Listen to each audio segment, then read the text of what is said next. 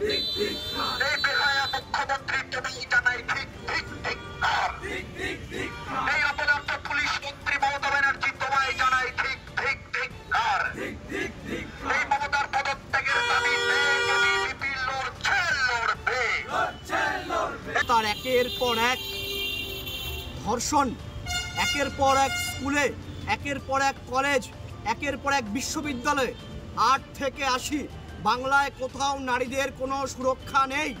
এই কয়েকদিনের মধ্যে কোচবিহার ইঞ্জিনিয়ারিং কলেজের অন্বেষা ঘোষ থেকে শুরু করে রাজগঞ্জের 13 বছরের নাবালিকা এবং দুর্গাপুর মেডিকেল কলেজের ছাত্রীকে গণধর্ষণ করা হয়েছে এবং কোনো ধর্ষণেরই বিচার আজ পর্যন্ত হয়নি। আমি বলতে আমার লজ্জা হচ্ছে, একজন মুখ্যমন্ত্রী হয়ে তিনি বলেছেন যে বাংলার মা বোনেরা যাতে রাত্রিবেলা বাড়ি থেকে না বেরোয়।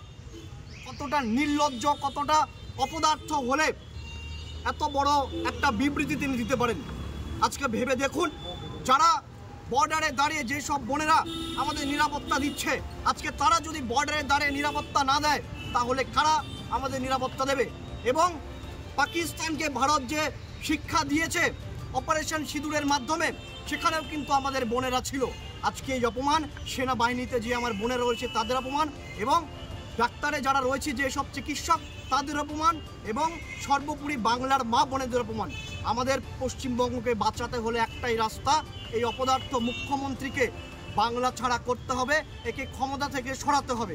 সর্বোপরি বাংলায় মানুষকে বাঁচাতে হলে বাংলায় অবিলম্বে রাষ্ট্রপতি শাসনের দাবি জানাচ্ছি। এবং সেই সাথে কোচবিহারের ঘটনা নিয়ে বলবো, আজকে প্রায় 2 মাস অতিক্রান্ত।